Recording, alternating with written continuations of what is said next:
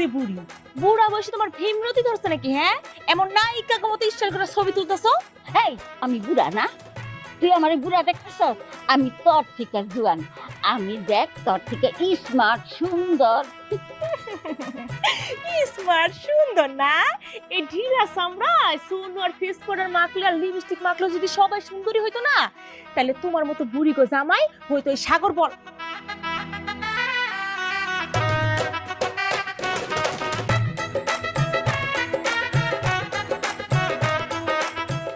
নাই পোলা, এই আপনার সমস্যাটা কি?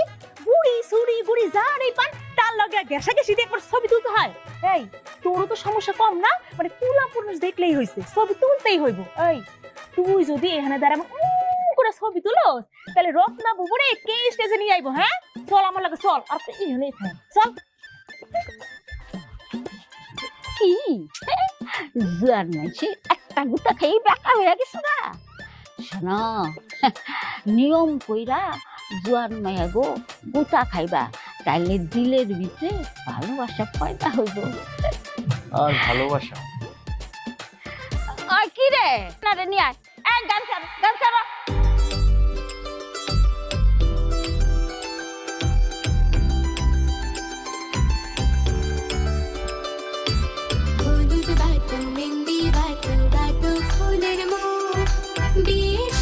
সাজবে কন্যা নরম নরম বুড়ে, হলুদ বাটু মেহেন্দি বাটু বাটু ফুলের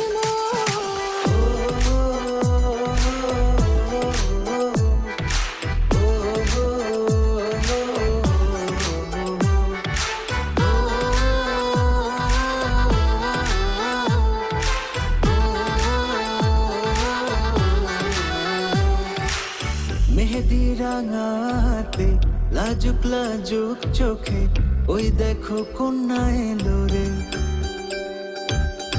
জমলো বিয়ের আসর, বরযাত্রী এলো বর, উৎসবে চার চাঁদে লাগলো রে। কন্যা এলো সাজিয়া গুজিয়া, সবার নজর নিল রে কারিয়া।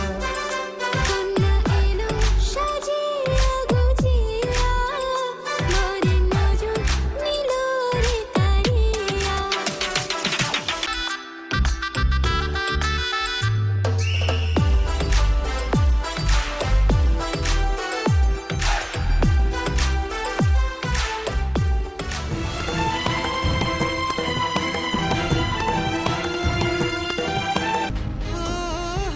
আম্মা, বড় ভাবি, এখন এত কান্নাকাটি করে কি হবে বলেন তো?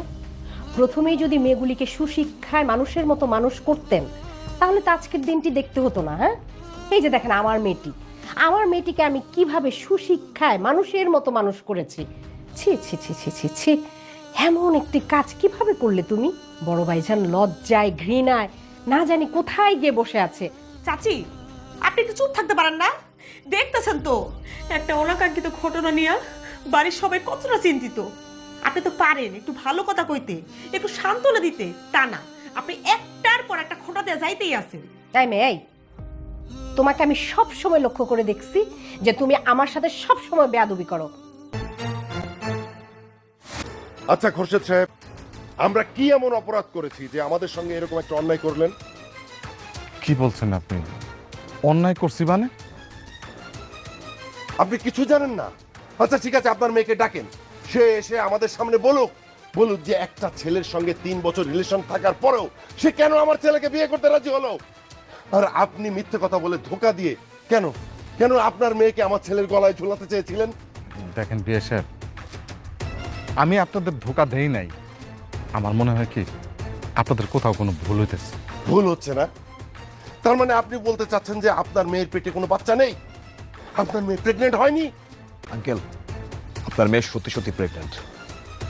আপনার মেয়ের বয়ফ্রেন্ড এসে নিজে আমাকে বলেছে 3 বছরের সম্পর্ক বাদ বাকি সবকিছু। আপনার মেয়ের বয়ফ্রেন্ড এসে নিজে আমাকে বলেছে। ভাই, আমার যদি শুনলা হয় আপনি তো সাদিক ভাই, তাই না? জি, আমি সাদিক। আপনি কে? আপনাকে ঠিক চিনলাম না। ভাই ভাই ভাই ভাই আপনি রতরে বিয়ে করেন না ভাই, রতরে বিয়ে করেন না ভাই। আরে ভাই কি বলতেছেন, বিয়ে করবো না মানে? ভাই রত্নার সাথে আমার 3 বছরের সম্পর্ক ছিল ভাই। এমন কোনো কাজ নাই ভাই রত্নার সাথে আমার হয় নাই, আমরা একসাথে ঘুরছি ফিরছি। ভাই রত্নার সাথে আমার দই সম্পর্ক হয়েছে ভাই। ভাই প্লিজ আপনি রত্নারে বিয়ে করেন না ভাই, আমাদের সংসারটা আপনি ভাঙিয়ে দেন না ভাই প্লিজ। এরপরে কি আঙ্কেল বলবেন আপনার মেয়ে নির্দোষ, আপনার মেয়ের বয়ফ্রেন্ড ছিল না, আপনার মেয়ের প্রেগনেন্ট না? বলেন। না বাবা, আমি আমি বিশ্বাস করি না আমার মেয়ে এই ধরনের কাজ করতে পারে না। ওই যে ছেলের কথা বলতেছো, ওই ছেলে মিথ্যা কথা বলছে। কেন মিথ্যা কথা বলছে এটা আমি বলতে পারুম না। বাবা বিশ্বাস করো, রত্নার কোনো বয়ফ্রেন্ড নাই। রত্না এমন পাপ কাজ করতে পারে না। আমি আমি বাপ হইয়া ওর এরকম শিক্ষা দেই নাই বাবা। আপনি তো গোপন করবেনই, কারণ আপনি মেয়ের বাবা। যদি বিশ্বাস না হয় তাহলে আপনার মেয়েকে ডাকেন, ডেকে এই কল রেকর্ডটা শুনান, তারপর জিজ্ঞেস করেন ওর পেটে যে বাচ্চাটা আছে এই বাচ্চার বাবা কে। থাক থাক, কাউকে এখানে ডাকতে হবে না, কাউকে কিচ্ছু জিজ্ঞাসা করতে হবে না। আমার যা বোঝার আমি সেটা বুঝে গেছি। খোরশেদ সাহেব, আমি আপনাদেরকে অনেক ভদ্রলোক ভেবেছিলাম, আপনাদের পুরো পরিবারকে অনেক সম্মান করেছিলাম। আমার জীবনের সবচেয়ে বড় ভুল হচ্ছে আপনার মেয়ের সঙ্গে আমি আমার ছেলের বিয়ে ঠিক করেছিলাম। আমি আপনাকে সাফ জানিয়ে দিয়ে গেলাম এই বিয়েটা হচ্ছে না।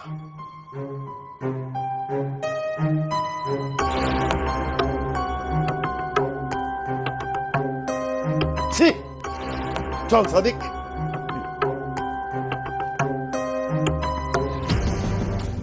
ভাইজান, এই দরজাটা খুলো না। কি হইলো? আরে দরজাটা খুলো। কি করে? খায়রুল, খায়রুল তাড়াতাড়ি, সর্বনাশ হয়ে গেছে আম্মা। আই দেখ তোর ভাই তো সর্বনাশ গলায় ধরে দিতেছে। আম্মা সর্বনাশ হয়ে গেছে। ভাইজান, ভাইজান দরজা খোলো ভাইজান। ভাইজান আল্লাহ তো হয় লাগে দরজা খোলো না। ভাইজান, ভাইজান,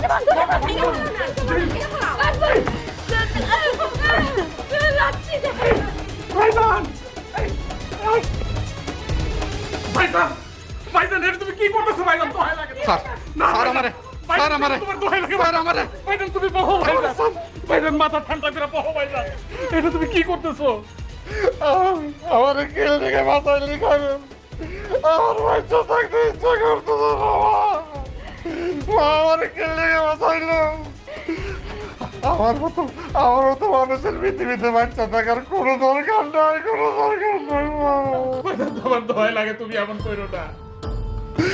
আসলে রত্নার বিয়েটা ঠিক করার আগে রত্নারে ভালো করে আমাকে জিজ্ঞাসা করার দরকার ছিল ওর কারো পছন্দ হয় কিনা। আমরা সেটা করি নাই ভাইজান। তাই তো, ও তো আমার কাছে কইতে পারতো, তাইলে আজকে এই দিন দেখতে হইতো না।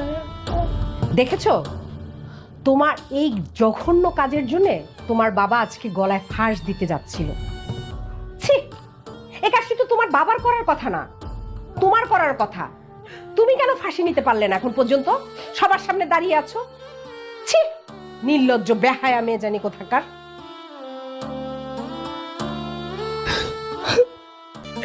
আমি জানি তোর কোনো দোষ নাই। সারা দুনিয়ার মানুষ যদি এক জায়গায় থাকে তাহলে আমি তার বিপরীত দিকে থাকবো। আমি তোরে বিশ্বাস করি বাবু, তুই বিশ্বাস কর আমি কিচ্ছু করি নাই। আমি যদি কিছু করতাম আমি তো তোরে অন্তত কইতাম। আমারে কেউ বিশ্বাস করতেছে না, সবাই ভুল বুঝতেছে। ওরা তো বিয়াকে বাইকে নিয়ে চলে গেল। আব্বা ফাঁসি দিতে গেছে আমার জন্য।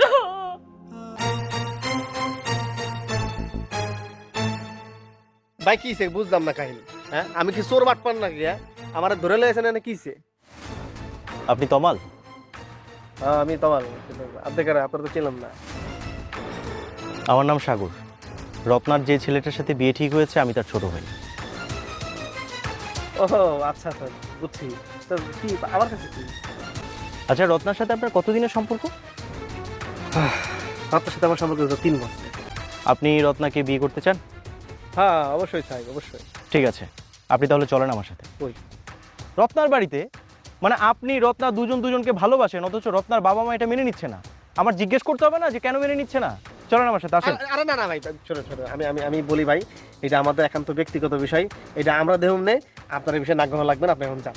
আপনি যেতে বললেই তো আমি যাব না, আমার সাথে আপনার যাইতেই হবে। আরে আপনি কি, আপনি আমার জোর করে নিয়ে যাবেন? আপনি আমারে আপনি না গেলে তো জোর করে নিয়ে যাবো, তাই না? এই ধর তো, আরে কেন? আরে এই ধর, আয়। আরে কি? আন্টি, দাদি যান, কোথায় আপনারা? একটু বেরিয়ে আসেন তো। এই চুপ করে আছিস কেন তুই? বল বল। হয়েছে কি, রত্নার লগে আসলে আমার কোনো সম্পর্ক নাই।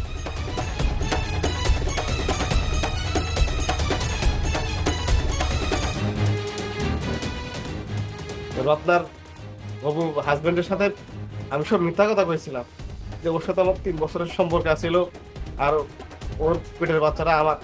এটা মানে মিথ্যা কথা, আমি মিথ্যা কথা কইছিলাম। সেটা না হয় বুঝলাম, কিন্তু এসব কথা তুই কেন বলেছিস? আমারে একজন টাকা দিছে মোটা অঙ্কের, ওই যে উনি আমার সবকিছু শিখাই দিয়েছে। চাচি, অভিনয়টা কেমন করলাম? সুপার, এক্সিলেন্ট অভিনয় হয়েছে, কিন্তু কেউ যাতে টের না পায় এটা আমি তোমাকে দিয়ে করাচ্ছি। সম্ভ্রান্ত পরিবারের ছেলের সাথে মেয়ের বিয়ে দেবে, হ্যাঁ?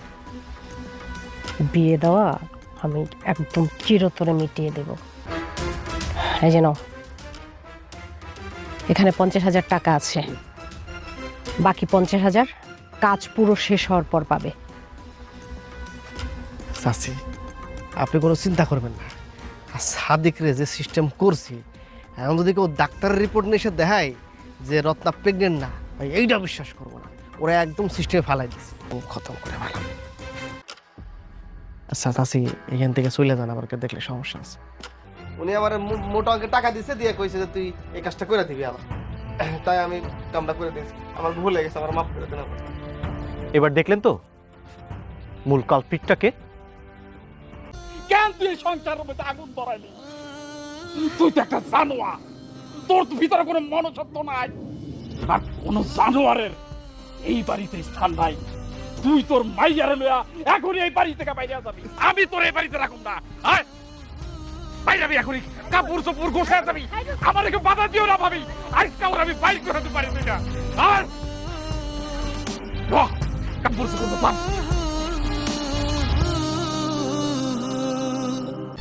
আচ্ছা বাবা, আঙ্কেল, মানে আমরা কি আগামী শুক্রবার বিয়ের ডেটটা ফাইনাল করতে পারি?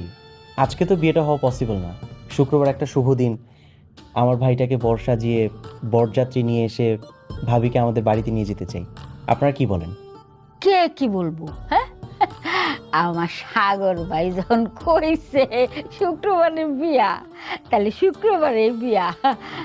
তোমরা আয়োজন করো, বিয়ার আয়োজন করো।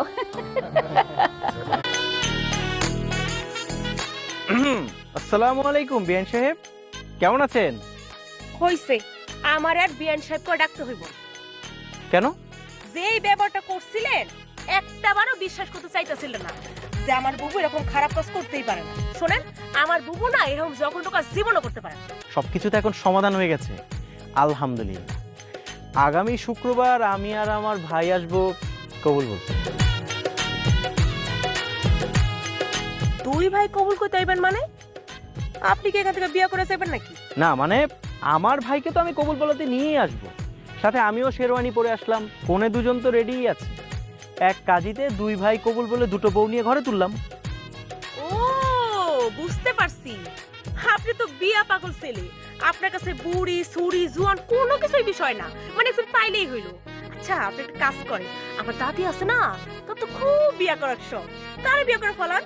না না, আপনার দাদিকে বিয়ে করতে হবে না, কিন্তু আমার অবশ্য এরকম ঝগড়াটে, এরকম মারকুটে, এরকম ঝগড়াটে ফগড়াটে মেয়ে আমার পছন্দ না।